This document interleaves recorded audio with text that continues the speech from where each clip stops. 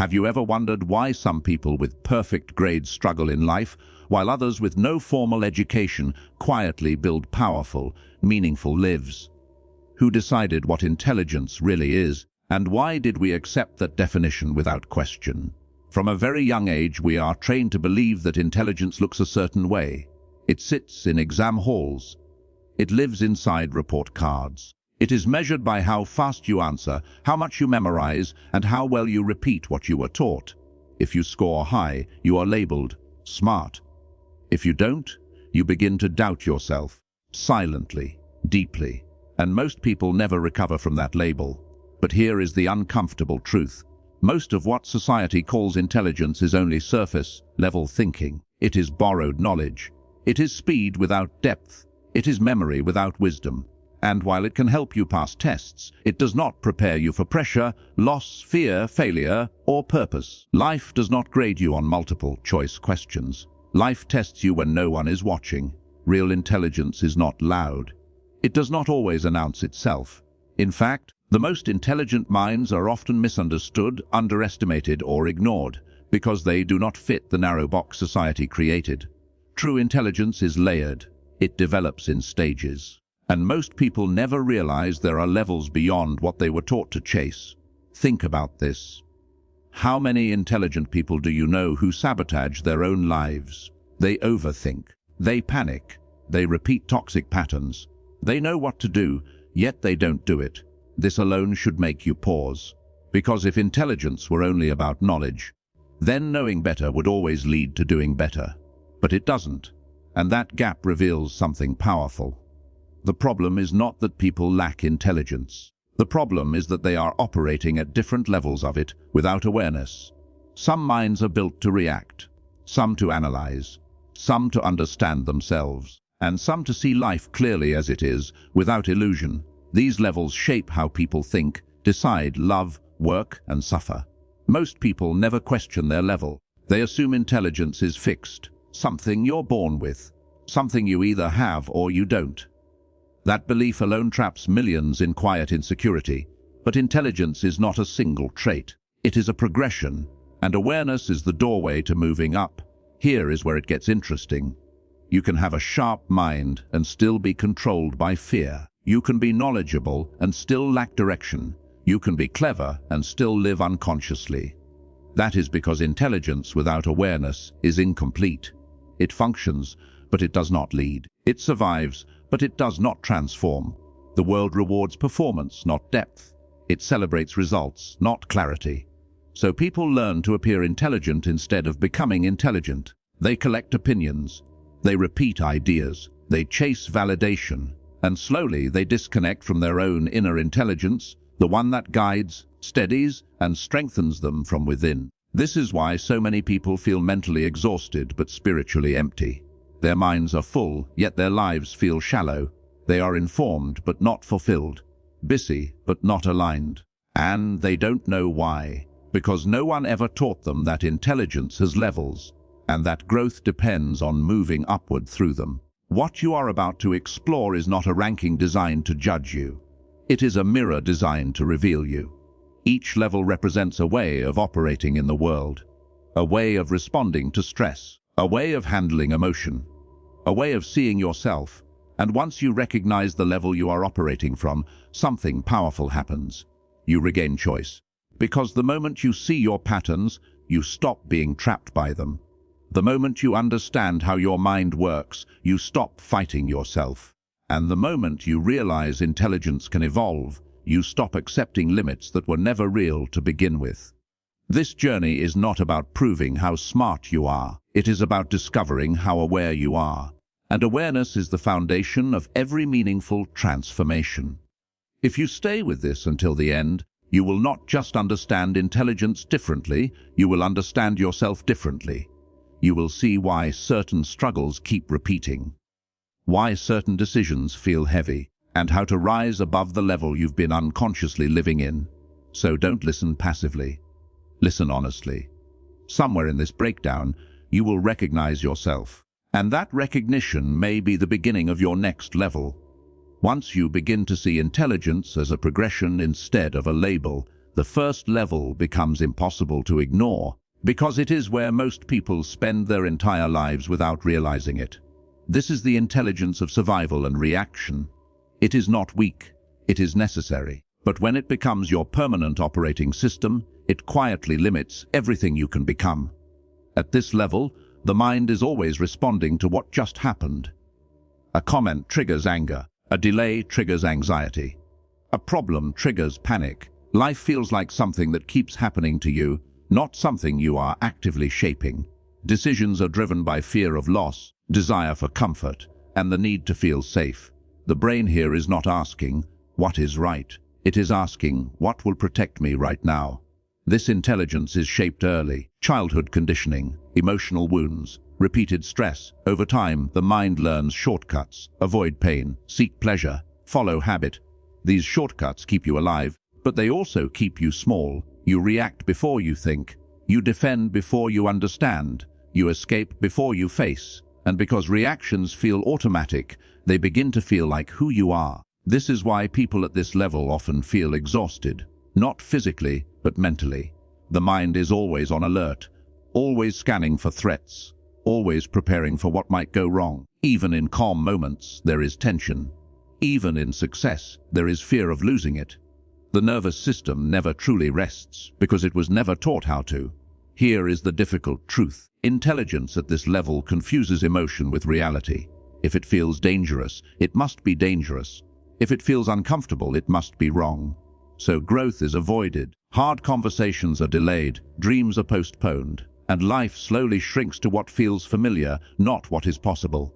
This is where impulsive choices are born. Overeating, overthinking, procrastination, addiction to distraction. Not because of a lack of discipline, but because the mind is trying to regulate emotion the only way it knows how. When discomfort rises, it looks for relief, fast relief, short-term relief, even if the long-term cost is high. Many people mistake this for personality. I'm just like this. That's how I react. I can't help it. But reactions are not identity. They are habits. And habits can be unlearned the moment awareness enters the room. The problem is not the reaction itself. The problem is living unconsciously inside it. At this level, intelligence serves the body more than the mind. It focuses on survival, not meaning, safety, not purpose. That is why people can be incredibly busy here, yet feel deeply unfulfilled. They are always moving, always doing, always coping, but rarely choosing. And yet, this level is not something to be ashamed of. It is the foundation. You cannot rise above it without first recognizing it. Awareness does not destroy survival intelligence. It refines it. It teaches the mind to pause instead of panic, to observe instead of explode, to breathe instead of escape. The shift begins with one subtle change. You stop asking, how do I get rid of this feeling? And you start asking, why is this feeling controlling me? That question alone creates distance between you and your reactions. And in that distance, a higher level of intelligence begins to awaken. When you no longer live at the mercy of every emotion, something powerful happens. You gain space, and in that space, choice is born. Choice is the doorway out of reaction. And beyond that doorway, intelligence stops being about survival and starts becoming about direction. Once choice enters the picture, the mind begins to operate differently. It is no longer trapped in constant reaction. It starts to look ahead. This is where intelligence evolves into learning and strategy. Here, the mind asks better questions. It plans, it analyzes, it seeks understanding instead of just relief. At this level, people begin to value knowledge. They read, they observe, they learn from mistakes. They study patterns both in the world and in themselves. Cause and effect become clearer. Actions are no longer random. There is intention behind effort. Life feels less chaotic because the mind is no longer only responding, it is preparing. This intelligence is powerful. It builds careers. It creates systems. It solves problems. It brings structure to confusion. People here understand logic, discipline, and delayed gratification. They can think long-term. They can sacrifice comfort today for progress tomorrow. This is where many successful lives are built. But even this level has a hidden ceiling. Because strategy without self-mastery still carries blind spots. The mind becomes sharp, but the inner world remains untrained. Knowledge increases, yet emotional patterns often stay the same. People know what to do, but struggle to do it consistently. They plan success, yet self-sabotage under pressure.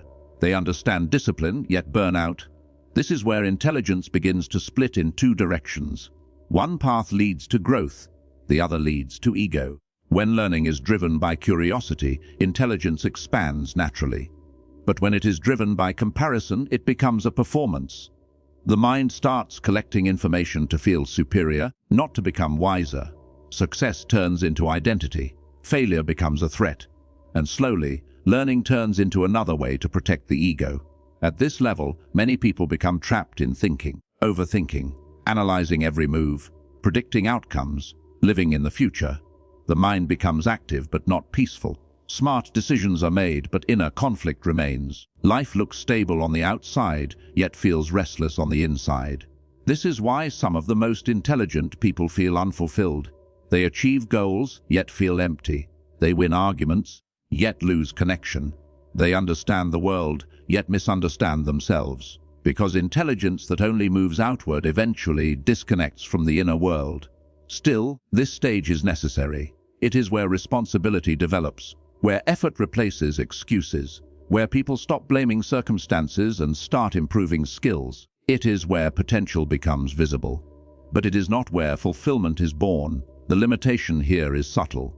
The mind believes it is in control, but emotions still influence decisions from behind the scenes. Stress dictates behavior. Fear hides beneath ambition. Pride resists feedback. And because these forces are unseen, they remain powerful. The upgrade begins when intelligence turns inward, when the same focus used to master skills is applied to mastering thoughts, when observation replaces identification, when the mind starts noticing patterns instead of defending them. This is the moment strategy evolves into self-awareness.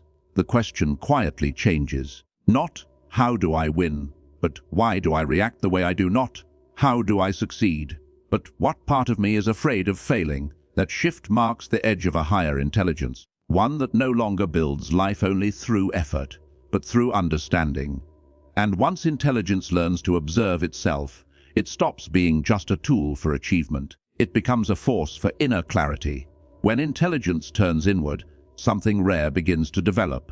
The mind no longer runs on autopilot, nor does it hide behind constant thinking. It starts to observe itself. This is the intelligence of self-awareness and mastery. It is not loud, it does not rush, but it changes everything. At this level, people begin to notice the gap between impulse and action.